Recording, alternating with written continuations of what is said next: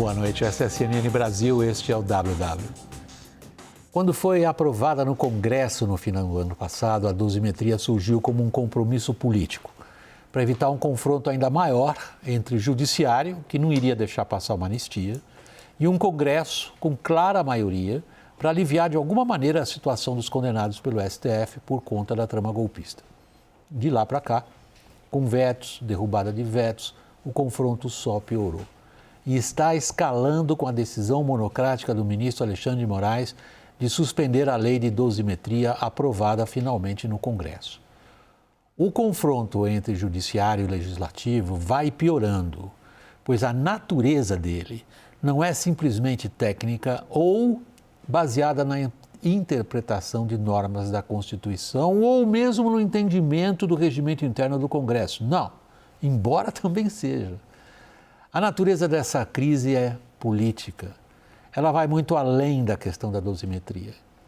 Ela é uma disputa de poder entre um parlamento que se vê ainda mais empoderado diante da perspectiva de aumentar a proporção de centro-direita nas próximas eleições. Nem estamos falando do resultado das presidenciais. Isto de um lado. De outro, um Supremo cujos supremos poderes estão sendo erodidos por pressão política pública, que é resultado em boa medida do comportamento político e pessoal de integrantes da própria Suprema Corte. E aí, não importa o que sejam as justificativas jurídicas para a decisão de Moraes, nem o que o Congresso possa apontar de falhas nessas justificativas para se propor a peitar o juiz Alexandre de Moraes. O Supremo encara seu papel como o supremo poder e, se necessário for, impondo limites aos outros, especialmente o legislativo, que está claramente disposto a devolver na mesma moeda. Nessa edição, vamos tratar também de como está tramitando a questão da escala 6x1 e do Estreito de Hormuz, que continua fechado. Antes, aos participantes da roda, nosso time completo, Daniel Rittner, boa noite para você em Brasília, Thaís Heredia aqui ao meu lado em São Paulo, Caio Junqueira, boa noite aos meus colegas. A oposição voltou a se movimentar pela PEC da anistia, depois do ministro do Supremo Tribunal Federal, Alexandre de Moraes, suspender a aplicação da lei da dosimetria. O grupo de oposição questiona a decisão de Moraes enquanto aguarda a eventual votação no plenário da Corte, ainda não tem data. A reportagem é de Luciana Amaral. Alas do Centrão e da oposição veem a suspensão da lei da dosimetria como um aceno de Alexandre de Moraes ao presidente Lula, que chega depois da rejeição do nome de Jorge Messias ao STF. Moraes defende que o Supremo deve julgar primeiro ações que questionam a lei antes de colocá-la em prática por segurança jurídica. O governo ganha tempo contra a aplicação da lei antes das eleições. O ministro suspendeu a medida depois de uma solicitação da Associação Brasileira de Imprensa e da Federação PSOL Rede. Ele aguarda posicionamentos do Planalto, do Legislativo, da AGU e da PGR, no rito jurídico esperado. A perspectiva é que o Supremo paute o caso em plenário assim que liberado por Moraes. Parlamentares da oposição, inclusive, se surpreenderam com a suspensão por entender que o texto tinha um aval implícito de ministros da Corte. E durante todo esse período, nenhum dos ministros me disse, Paulinho, isso aí não vai dar certo, isso aí não vai funcionar, ou seja, pelo contrário, muitos deles me incentivavam para que a gente pudesse fazer um relatório que fosse um meio termo, e por isso que a gente teve essa votação toda no Congresso. A aposta da oposição é que o plenário do Supremo vai reestabelecer a lei. Ainda assim, diante da situação, partes do grupo querem conversar com o presidente da Corte, Edson Fachin, ao longo dessa semana para pedir celeridade ao assunto. No Congresso, a oposição articula uma proposta de emenda à Constituição para anistiar todos os envolvidos na trama golpista, entre eles o ex-presidente Jair Bolsonaro. O autor e líder do PL na Câmara, Sócrates Cavalcante, já começou a recolher as assinaturas necessárias para o andamento da matéria. A tramitação do texto ainda levará algum tempo, caso seja aprovado. PECs são naturalmente mais demoradas, mas a oposição já usa a situação como mais um discurso eleitoral. Há aliados de Flávio Bolsonaro, concorrente de Lula ao Planalto, que inclusive acreditam em uma anistia generalizada como uma de suas primeiras medidas se eleito. A suspensão de forma monocrática de Moraes também reacendeu na oposição a intenção de pressionar o presidente da Câmara, Hugo Mota, pela retomada da PEC que limita decisões do tipo. Conosco agora, deixa eu apresentá-lo, o advogado Gustavo Sampaio, professor de Direito Constitucional da Universidade Federal Fluminense. Gustavo, obrigado pela participação aqui no programa. Boa noite, inicialmente. Boa noite, William, Thaís, Daniel, Caio. Boa noite a todos na CNN Brasil. Vamos aproveitar, então, que a nossa ligação via internet está dando certo, Gustavo, e passar a você a primeira palavra aqui nessa edição do WW. A oposição vai peitar o ministro Alexandre de Moraes por entender que, tecnicamente, ele poderia ter feito outra coisa do que fez ao suspender a lei, assegurando às pessoas, olha, eu não posso fazer outra coisa, porque se eu fizer outra coisa, de repente muda e aí cria-se insegurança jurídica. Ele podia ter feito outra coisa? Eu acho que sim, William. Ele poderia, inclusive, ter feito algo muito parecido de uma outra forma. Eu explico por quê. Na verdade, as ações diretas de inconstitucionalidade que são propostas, e foram 3 ADIs propostas ao Supremo Tribunal Federal, de uma maneira geral, quase sempre, elas vêm com um pedido de medida cautelar. O artigo 102, inciso 1º, alineado à Constituição, dá essa competência ao Supremo Tribunal para julgar as ações diretas, e na linha P diz que as ações diretas poderão vir com pedido de medida cautelar. O que é isso? É um pedido para que se decida não o mérito em torno de se a lei é constitucional ou não, mas em torno de se já se deve suspender a autoridade da lei enquanto o tribunal não decide o seu mérito, para se evitar uma conturbação decorrente de um cenário de insegurança jurídica insustentável. Para isso que existe a medida cautelar nas ADIs. E essa ADI, sobretudo a proposta pela Associação Brasileira de Imprensa, a ABI, ela veio com pedido de medida cautelar. Mas o ministro Moraes não decidiu o que decidiu na medida cautelar, decidiu o que decidiu dentro de execuções penais. E eu explico para concluir. Como houve condenações por crimes contra a ordem constitucional e o Estado de Direito, às centenas pelo Supremo Tribunal no ano passado, iniciaram-se as execuções penais, que são individuais para cada condenado, para cada penado. Como veio a nova lei promulgada pelo presidente do Congresso Nacional, alguns apenados correram e pediram nas execuções penais para alterar o cálculo de suas penas com base na nova lei, porque a nova lei é mais benéfica, então ela retroage. E Moraes disse, como há 3 ADIs propostas ao Supremo Tribunal que poderá declarar a inconstitucionalidade lá na frente, para não se criar um cenário processual incontornável, desde já eu suspendo essas execuções penais e a aplicação da norma nova a elas.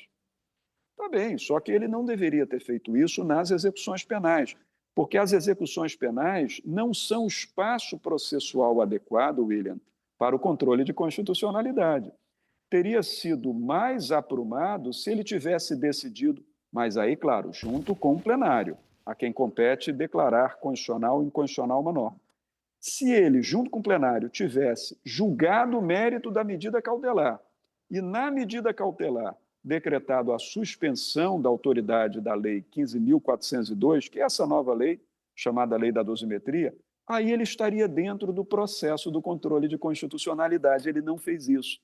Para ser mais célere, ele fez isso dentro das execuções penais.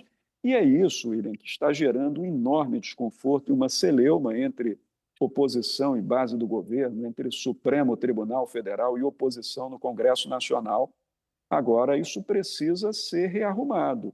O curso da ANAL precisa ser retomado e é preciso que se julgue logo a medida cautelar na ação direta de inconstitucionalidade para se dizer se suspende ou não a autoridade da Lei 15.402, William.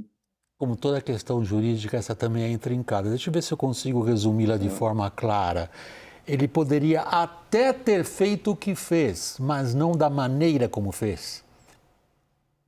É isso, William, mas se ele tivesse feito o que fez de outra maneira, portanto, dentro da medida cautelar na ação direta de inconstitucionalidade, William, ele teria que tê-lo feito e submetido imediatamente ao escrutínio dos seus pares no plenário. Porque todas as matérias de controle de constitucionalidade no Supremo Tribunal Federal são de reserva do plenário, só quem decide é o plenário. Então, ele teria que ter decidido primeiro, porque ele é o relator, e submetido imediatamente à apreciação dos seus pares, não na turma, mas no plenário do Supremo Tribunal Federal. Daniel, é como foi encarado, então? Como uma medida apressada de caráter político. William, essa medida tem várias nuances que podem ser analisadas. Uma é a piscadinha ali que Alexandre de Moraes dá para o governo, para o Palácio do Planalto. Alexandre de Moraes trabalhou contra a indicação de Jorge Messias, que foi derrotada no Senado. O quanto trabalhou ainda não está inteiramente claro, o tempo vai contar aos pouquinhos, mas ele foi da turma que pelo menos não ajudou e trabalhou contra, sim, e isso permite ali, num outro eixo, num outro trilho, dizer que, olha, eu não sou nenhum rival, nenhum inimigo, pelo contrário, eu tive uma divergência pontual, mas sou amigo do Palácio do Planalto. A segunda nuance é a oposição deixar de pedir impeachment de ministros do Supremo por desvios comportamentais, éticos, como foi o caso do próprio Alexandre de Moraes, no contrato com a Viviane Barsi pelo Banco Master, e de Dias Toffoli, e voltar a pedir impeachment baseados em divergência de decisões judiciais, boas ou ruins, não importa. Um terceiro movimento que é retomar a discussão sobre PEC da anistia. Não há tempo viável para isso, mas antes das eleições de outubro. O Congresso vai funcionar mais 50 dias, basicamente, até o final de junho. É impossível ter uma tramitação de uma PEC da anistia nesse tempo, mas energiza, ajuda a oposição e a direita a energizar o seu discurso num dos motes eleitorais que mais tem ganhado votos, que é esse sentimento anti-supremo.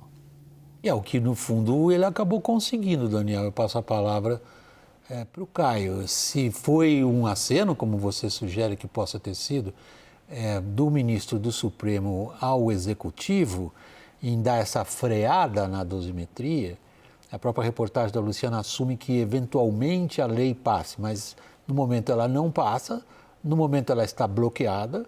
Pela explicação jurídica do professor Gustavo Sampaio, não é, digamos, adequado o instrumento usado para isso. O plenário teria que ter, de alguma forma, se manifestado. O resultado que a gente está vendo é, dificílima, para dizer coisa bem diplomática, a relação entre judiciário e legislativo, a gente deu mais uma escalada. Não, sem dúvida, William. Claro que a decisão do Alexandre, ela tem um lado técnico, porque você tem um debate, sim, jurídico, constitucional, até que ponto uma medida que beneficia condenados por crimes contra o Estado Democrático de Direito podem ser beneficiados por esse crime, porque contraria a própria Constituição Federal. Você tem, sim, um debate técnico a ser feito. Agora, a ação, a da ABI, da Associação Brasileira de Imprensa, ela entrou às 5h30. Na sexta-feira, nós noticiamos aqui. 12h30 do sábado, a decisão do Alexandre já estava pronta, suspendendo. E o que o Daniel coloca, e eu vejo, sim, uma decisão muito mais política do que técnica, faz todo sentido, porque o Alexandre não tem como compor com o bolsonarismo, mas ele tem como se recompor com o lulismo, depois dele ter intermediado, segundo o governo, essa rejeição do Jorge Messias.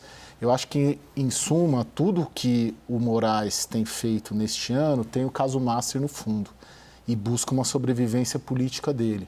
Se ele já é brigado com metade, vamos dizer assim, do país, ou desse campo político da oposição bolsonarista, ele não pode ficar brigado com a outra metade, ou brigado ou indisposto com o Palácio do Planalto, com o presidente Lula, porque o presidente Lula tem ainda uma expectativa de poder.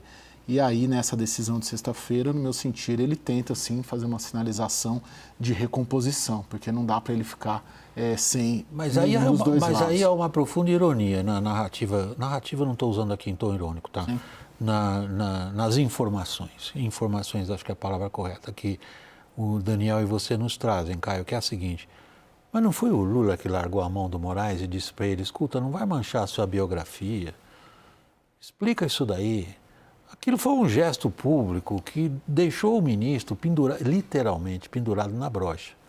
E aí ele faz um sinal, deixa eu ver. Thaís. William, essas idas e vindas dos apoios em Brasília estão muito interessantes, né? Porque a lealdade ela deixou de ser um valor, porque é hora leal de acordo com o interesse a um lado, hora leal... Não, isso é uma frase antiga, você que agora está na política. Não existe lealdade política. Não existe lealdade política. Não é só em Brasília, mas enfim, prossiga. Talvez seja ingenuidade minha ainda, da minha parte. Não é ingenuidade, é pureza. É pureza, tá bom, melhor ainda.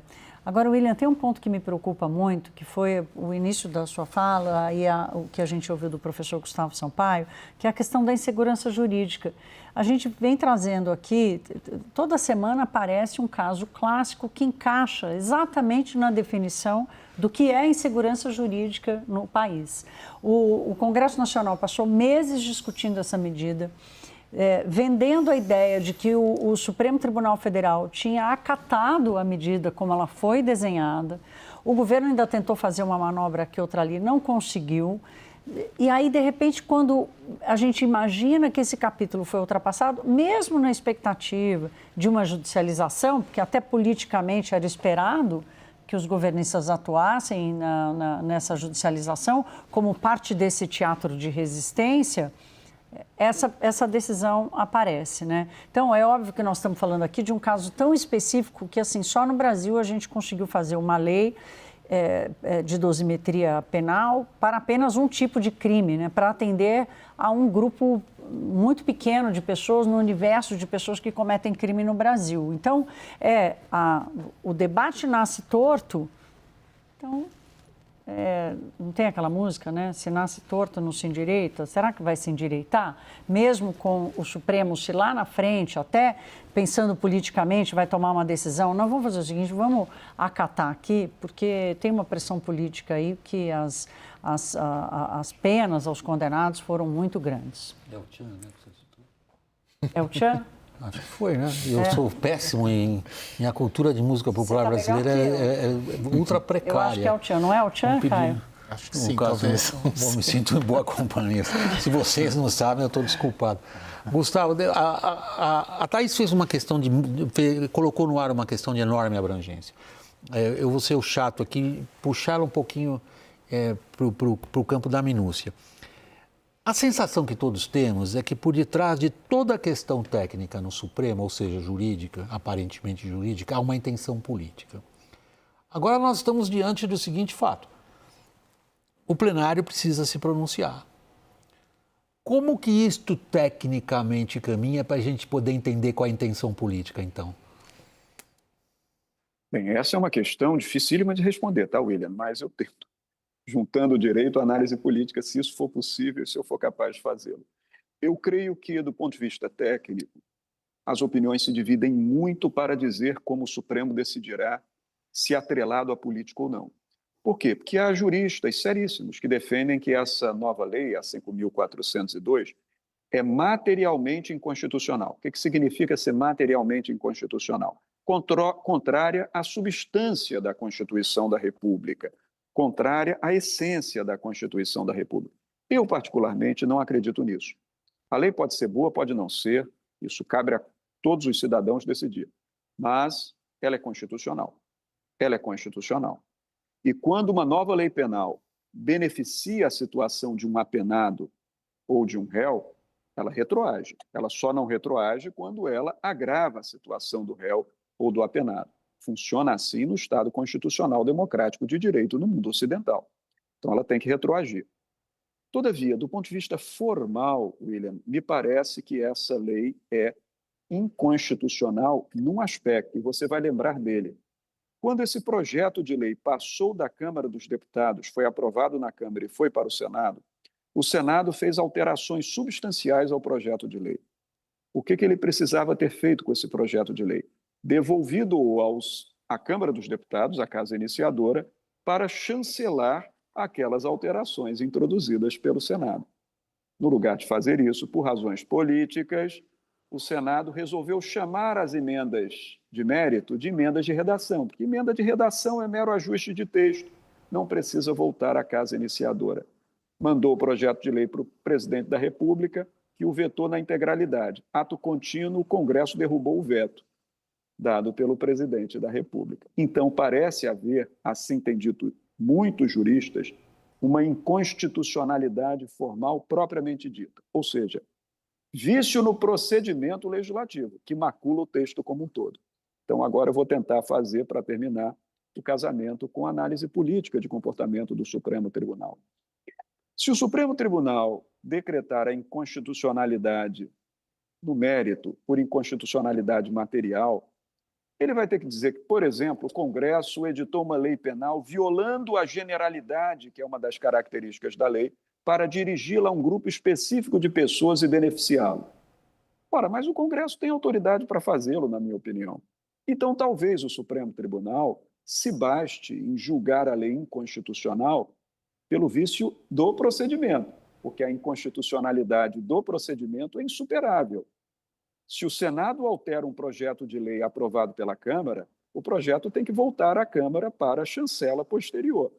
E, nesse caso, o Supremo teria um suporte mais técnico para decretar a inconstitucionalidade dessa nova lei, a chamada lei da dosimetria. Mas, ainda assim, William, veja como, em termos jurídicos, a matéria não é fácil. Ainda assim, já há juristas que dizem que, como o presidente vetou o projeto todo, o texto voltou para o Congresso derrubou o veto, e só na Câmara dos Deputados o fez com mais de 300 deputados votando pela derrubada do veto, que a Câmara teria convolado esse vício do procedimento e dito que estava de acordo com o novo texto proposto para ser uma nova lei. Então, para todos os efeitos, a decisão do Supremo Tribunal Federal, no plenário, por mais que ela se torne uma decisão calcada em critérios e balizas estritamente jurídicos, ela vai ser manejada politicamente. Isso é inexorável. Nós temos falado disso aqui no programa. Como o Supremo Tribunal Federal se expôs nos últimos 20 anos como um ator político, ele acabou sendo julgado como ator político. E ele foi chamado por quem tem interesse político de palanque eleitoral e precisa construir um inimigo, ele foi chamado a essa condição de inimigo, sobretudo pela extrema-direita brasileira. Então, independentemente do julgamento que se fizer, eu entendo que o Supremo Tribunal Federal vai ser interpretado como um ator político na arena da política, decidindo politicamente essa matéria. Mas eu ainda quero apostar, William, na fase final de julgamento, que a tendência é que o Supremo Tribunal Federal não declare a inconstitucionalidade dessa nova lei, a 15.402. Eu ainda aposto, não por unanimidade, que nós teremos uma maioria do plenário do Supremo Tribunal Federal votando no sentido da constitucionalidade, o que reafirmará, com toda erudição, que a lei é constitucional, convertendo a sua presunção de constitucionalidade, que logo depois da promulgação da lei é uma presunção meramente relativa, convertendo em uma presunção absoluta, aplicando, portanto, o novo comando legal a essas execuções penais. Inclusive, William, isso resolve uma boa parte da dor de cabeça do Supremo Tribunal Federal nesse ano de 2026. Seria algo como escrever por linhas jurídicas tortas o certo, pelo que a gente entende, pelo que você expôs. Daniel, esse é teu cenário? Para encerrar, em uma manchete. O cenário que o Gustavo nos dá é o seguinte: por linhas tortas, o Supremo acaba fazendo politicamente o certo. Apostaria num julgamento em plenário relativamente rápido e com ampla tendência de validação da lei aprovada. Vai se endireitar, tá vendo? Caso único. É só rindo às vezes, de vez em quando. Advogado Gustavo Sampaio, professor de Direito Constitucional da Universidade Federal Fluminense, muito obrigado pela participação aqui no WW. Boa noite, Gustavo. Eu te agradeço, William, Daniel, Thaís e Caio, e me perdoe, mas às vezes é muito difícil trazer esses elementos técnicos do direito e transformá-los numa linguagem absolutamente compreensível. É muita técnica para se traduzir em palavras mais fáceis, sabe, William? Às vezes é uma tarefa árdua que nós juristas temos. O senhor deixa a manchete brutal por nossa conta. Obrigado, boa noite. A gente vai para o intervalo. Na volta, a oposição articula atrasar a PEC da escala 6x1 no Senado. Até já.